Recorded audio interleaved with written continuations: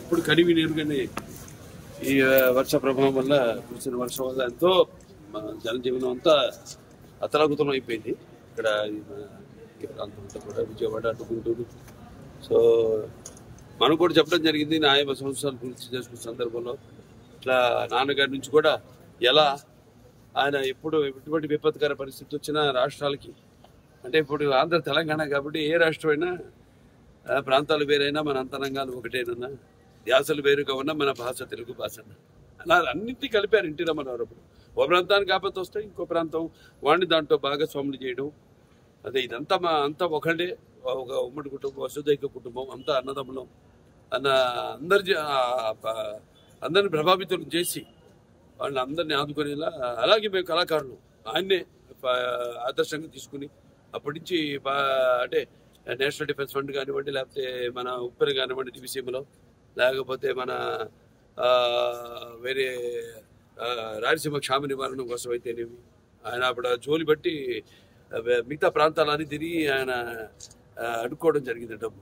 అలా అందరిలో కూడా మన తెలుగు వాళ్ళకి ఒక ప్రత్యేకత అందరినీ ఒక ఎటువంటి మనకు భేదాలు ఉన్నా అవన్నీ కూడా అంటే మేము ఉంటాం యూనిటీ డైవర్సిటీ అంటే పార్టీలకు కానీ ఎటువంటి కులాలకు కానీ ఎటువంటి లేకుండా అందరం వాళ్ళ సోదరులకి వాళ్ళ పక్కింటి వాళ్ళకి వాళ్ళ బంధువులకి జరిగిన నష్టంలా భావించి ఎప్పుడు ఎల్లప్పుడు అలాగే చంద్రబాబు నాయుడు గారు మా కళాకారులు అందరూ స్పందించారు. కూడా సిద్ధు జొన్నలగడ్డ గారు అయితేనేమి లేకపోతే ప్రో విశ్వసేన్ గారు అయితేనేమి అలా చాలా మంది అన్నట్టు ఎవరికి వాళ్ళు షూటింగ్లో వాళ్ళ పనులు ఉంటారు. ఇప్పుడు మాకు ఖాళీ దొరికింది కాబట్టి ఒక్కరోజు వచ్చేసి ఎందుకంటే ఇప్పుడు అనౌన్స్ చేసి చాలా రోజులైంది వచ్చేసి మా సహాయార్థం ప్రజలకి ఇక్కడ బాధితులకి ఈ యొక్క సీఎం రిలీఫ్ ఫండ్కి ఏదైతే వచ్చింది మేము అనౌన్స్ చేసామో అది ఇవ్వడానికి వచ్చాం. అలాగే చాలా మంది కూడా ప్రభావితులయ్యి వాళ్ళు అనౌన్స్ చేయడం జరిగింది. వాళ్ళు తిరిగి సమయంలో వాళ్ళు వచ్చి తప్పకుండా వాళ్ళు ఇచ్చి పెడతారు. వాళ్ళు ఏదైతే ఇద్దామనుకున్నారో ఏదైతే వాళ్ళు ప్రకటన చేశారు. అయినా ఇది లేనిపోని రచ్చ చేసి ఈ పేర్లు ఎందుకు లేని పేర్లు ఎత్తడం కూడా అనవసరం. ఏదో ఎంత హాస్యాస్పదం అంటే ప్రభుత్వం సృష్టించిందట ఈ వరదకి అంతకంటే హాస్యాస్పదం అంటే అదే ఏం మాట్లాడాలి మాకు తెలియదు. మనకు తెలుసు వాళ్ళ గురించి ఏం మాట్లాడాలో ఏం మాట్లాడకూడదు. అది దీంట్లో సహాయం అందించిన చాలా మంది ఉన్నారు. అక్షయ్ వాళ్ళు ఉన్నారు. భోజనాలన్నీ అందరు కూడా ఇప్పటిదాకా 10 లక్షల ప్యాకెట్లు వాళ్ళ రోజుకి 2 లక్షల ప్యాకెట్లు వాళ్ళు కూడా ప్రభుత్వ సహాయ సహకారాలతో వాళ్ళు కూడా మంగళగిరిలో ఈ వంటగది పెట్టి వాళ్ళు ఎవరికి వాళ్ళు అందరూ కార్యకర్తలు అయితేనేమి నాయకులు అయితేనేమి అందరూ కూడా దీన్ని ఒక విపత్తు దీని కింద కెలామిటీ కింద కేంద్ర ప్రభుత్వం దాన్ని గుర్తించి సహాయ సహకారాలు అందిస్తాం. ఈ పెద్ద మంచి చంద్రబాబు నాయుడు ఏమన్నాడు? ఎన్నికలప్పుడు ఏమన్నాడు? తాను తన ఎమ్మెల్యేలు డోర్ టు డోర్ క్యాంపెయిన్ చేసేటప్పుడు ఏమన్నాడు? ఇంట్లోకి పోతే రైతన్న కండువా వేసుకొని ఇంట్లో నుంచి బయటకు వస్తా ఉంటే ఏమన్నాడు? చంద్రన్న వస్తాడు 20,000 ఇస్తాడు. జగన్ అయితే 13,500 కదా 20,000 ఇస్తాడు. అదే చిన్న పిల్లలు కనబడితే ఏమనేవాడు? అదే ఇంట్లో చిన్న పిల్లలు కనబడితే ఏమనేవాడు? నీకు 15,000 చిట్టి తల్లి ఇట్రామ్మా తల్లి ఇటు దగ్గరకు వచ్చాయి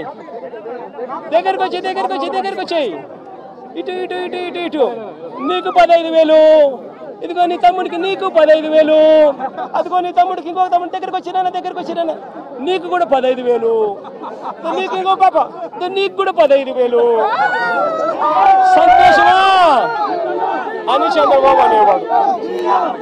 అదే జగన్ అయితే అమ్మఒడి కేవలం అమ్మ ఖాతాలో 15,000 మాత్రమే వేస్తాడు.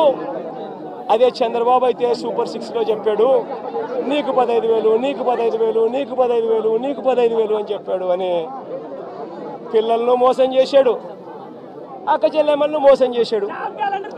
ఆ ఇంట్లో నుంచి వాళ్ళ అమ్మ బయటకు వస్తే వాళ్ళ అమ్మ, వాళ్ళ చిన్నమ్మ, ఇటువంటి వాళ్ళు ఎవరైనా బయటకు వస్తే, నీ పేరేం పేరు తల్లి? నందిని లాంటి తల్లి బయటకు వస్తే ఇంట్లో నుంచి ఆ తల్లిని చూపించి ప్రతి మహిళకు 18 సంవత్సరాలు నిండిన ప్రతి మహిళకు మా చంద్రన్న సూపర్ 6లో చెప్పాడు, ప్రతి మహిళకు నెలకు 1500 రూపాయలు చెప్పున సంవత్సరానికి 18,000.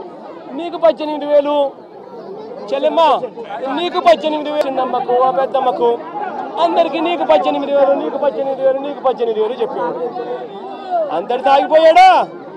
ఆ ఇంట్లో నుంచి 50 ఏళ్ళ పై చిలుకు గల మహిళ ఎవరైనా బయటకు వస్తే, మా అమ్మ వయసులో ఉన్న ఎవరైనా బయటకు వస్తే, మా అమ్మలంటమ్మ బయటకు వస్తే వీళ్ళకేమనేవాడు? జగన్ అయితే నీకు 18,000 ఇస్తాడు, మా చంద్రన్ అయితే నీకు 48,000 ఇస్తాడు అని చెప్పి అమ్మను మోసం చేశాడు. ఇంట్లో నుంచి 20 ఏళ్ళ పిల్లోడు బయటకు వస్తే ఏమనేవాడు? నీ పేరేం పేరమ్మా? ప్రకాష్. ఇట్లా ఇంట్లో నుంచి బయటకు వస్తే ఏమనేవాడు? ప్రకాష్ నీకు నెలకు 3,000, నీకు సంవత్సరానికి 36,000, నిరుద్యోగ వృత్తి నీకు ఇస్తాను. నేను అడుగుతా ఉన్నానయ్యా, ఎన్నికలు అయిపోయి 4 నెలలు అయిపోయింది, ప్రజలందరూ ఎదురు చూస్తూ ఉన్నారు. పిల్లలు బడులకు కూడా పోవడం మొదలుపెట్టాడు, బడులకు పోతా ఉన్నారు పిల్లలు. పోయింది, ఇంతకుముందు వచ్చే అమ్మఒడి పోయింది. వ్యవసాయం చేస్తూ ఉన్న రైతులు ఉన్నారు, ఇంతకుముందు వచ్చే రైతు భరోసా సొమ్ము పోయింది.